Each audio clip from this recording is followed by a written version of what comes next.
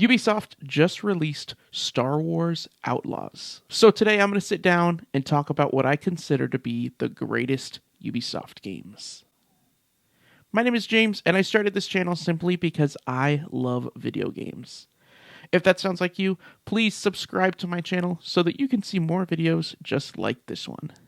Ubisoft is one of the biggest video game publishers, and they've been publishing video games since the mid-80s. They're responsible for many of the largest video games in series, and they've had an undeniable impact on both the way the games are designed and presented. For choosing the games on this list, I decided to focus on games that were particularly influential in the industry, unexpected gems, or games that have just meant a lot to me personally.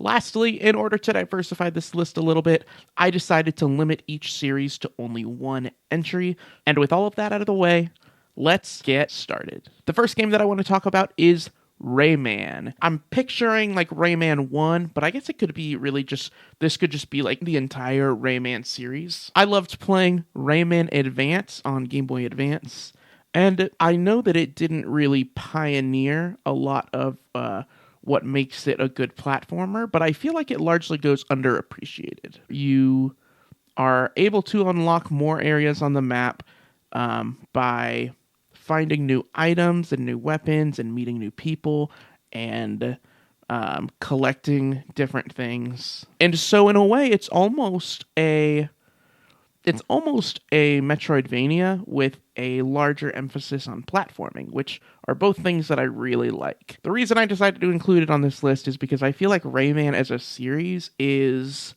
largely underappreciated. Ever since Rayman Raving Rabbids on the Wii, I feel like the only thing in the Rayman IP that Ubisoft has really been focusing on has actually been the Rabbids. We have a Mario and Rabbids crossover, and they're really just throwing Rabbids into anything they can in a way that I feel like is outshining Rayman as a whole.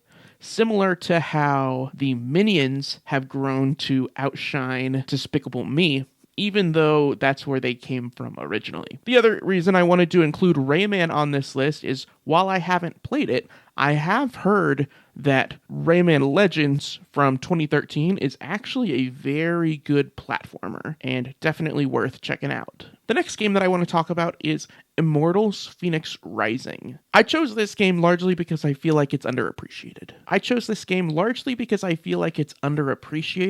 And I feel like there is a lot that Ubisoft did really well in this game. They basically took the Assassin's Creed combat system and applied it to a fun narrative set in Greek mythology, which I found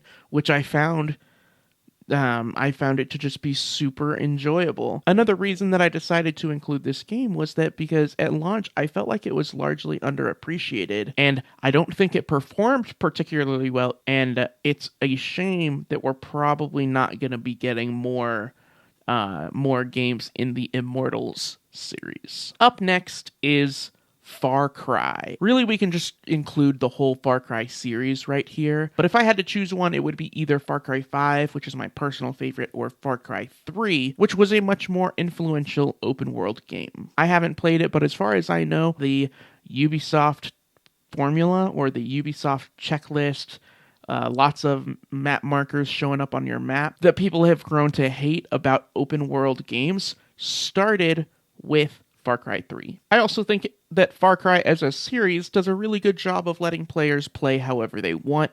If you want to run into a base with souped up weapons, you can, but if you'd prefer to take everybody out silently or call in a companion to go in with it for help, you can too. Far Cry does a really great job of being arcadey and silly and kind of over the top action movie, while still being a very competent first-person shooter and allowing players to largely approach objectives in whatever way they see fit. The games aren't really open-ended, but they can feel open-ended because of how many options are presented to you.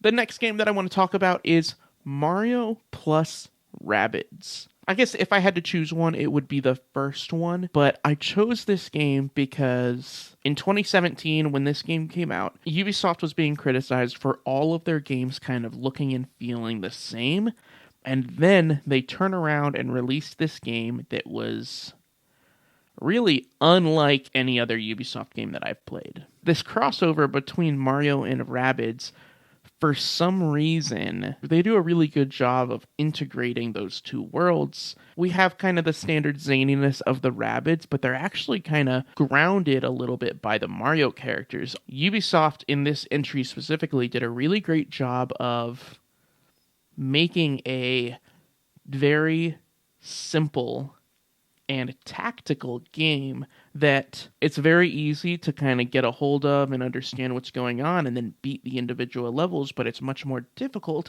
if you want to master a specific level or a specific character. Additionally, they do a really great job for a company that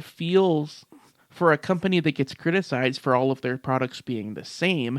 Even within this game, all of the characters feel uniquely different. They all have different weapons and different abilities and different upgrade trees, and it's probably one of the best games on Switch. And finally, I can't make a video about Ubisoft without bringing up my favorite Ubisoft series, Assassin's Creed. I discovered Assassin's Creed pretty late. I didn't actually play any Assassin's Creed games until probably about 2014, maybe 2015, and I instantly just fell in love with the series. The things that I've always enjoyed about Assassin's Creed are the movement systems and how you're able to be very mobile in these large areas. Similar to what I mentioned about Far Cry, you're able to approach different objectives from different angles that maybe you want to climb up a building and go for the air assassination, while I might want to blend in with the crowd and get a sneak attack and then walk away completely undetected,